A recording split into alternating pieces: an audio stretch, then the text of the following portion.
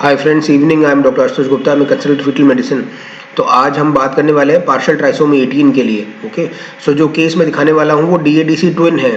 So meaning there bye जब डाइकोरोनिक twins होते हैं तो वो जेनेटिकली डिफरेंट होते हैं because they are fraternal twins, right. But of late what we have identified is this कि मैटरनल या मोनोकोरोनिक ट्विन प्रेगनेंसीज के अंदर भी we can have a genetic abnormality. तो पोस्ट मियोटिक नॉन डिसजंक्शन होने की वजह से बहुत सारी खराबियाँ हो सकती हैं। ट्राइसोमी 21 हो सकता है, ट्राइसोमी 13, 18, सब माइक्रोस्कोपिक क्रोमोसोमल एबनॉर्मलिटी भी हो सकती है।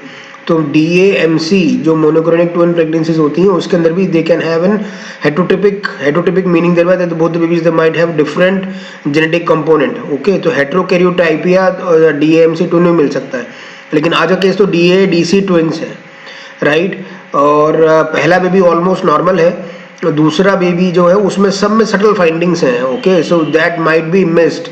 पहला तो ये है कि जब हम फर्स्ट टाइमेस्टर में बेबी को देखते हैं तो जो उसका ब्रेन होता है वो बटरफ्लाई साइन होता है। तो जो कोरोइड प्लेक्सेस होते हैं वो यूजुअली सिमेट्रिकली प्लेस्ड होते हैं इन बोथ दी वेंट्रिकल्स। पहला तो ये। दूसरा ये है कि we can have some subtle findings for a facial distance between the eyes, जैसे हाइपरटेलोरिज्म के बारे में बात करना चाहते हैं तो। और दूसरा फेशियल क्लेफ्ट, राइट। तो मैं ये दिखा देता हूँ आपको। So this is a case of a DADC twin. So what we can see is an asymmetrical choroid plexus, very severe ventriculomegaly, dangling choroid plexus. अगर सामने की तरफ देखें तो मिडलाइन फेशियल क्लेफ्ट या बाइलेटरल क्लेफ्ट पैलेट दिखाई दे रही है। मिडलाइन एक मिडलाइन क्लेफ्ट है which is subtle but probably अगर ध्यान दें तो क्लियरली दिखाई देती है, right. So this is the midline, so this is the midline cleft that I am talking about. Some element of an hypertelorism. ये दूसरा बेबी है जो नॉर्मल है।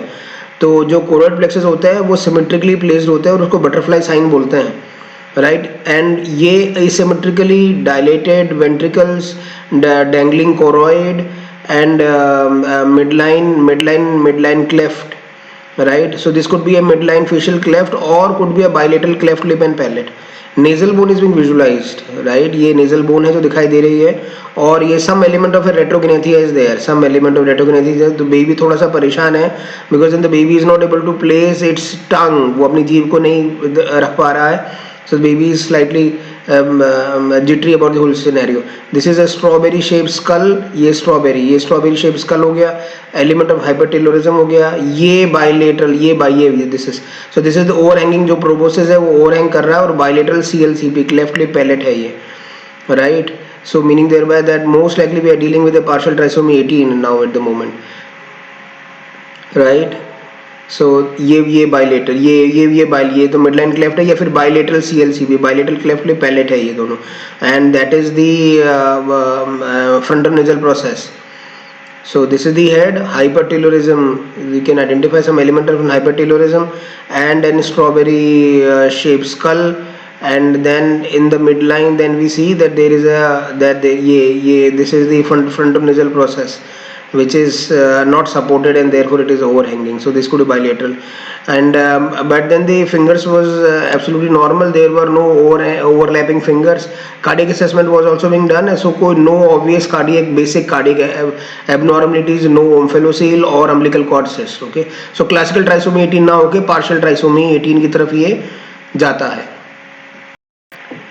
कोई भी एनुप्लॉइडी है, चाहे ट्राइसोमी 21 है या 18 है, they can have major findings और they can have minor findings और ultrasound soft markers as far as those aneuploidies are concerned. So थोड़ा सा eagle eyes are required so as to pick them up and to identify and to put all those soft markers into a sort of one single basket and to make a diagnosis, right. And so this classifies us for a partial trisomy 18, and what we can do is this, that we can do some genetic testing or outrightly we can do a fetal reduction. So both the options are being given to the patients to understand the whole scenario, and then probably we'll take a call, right.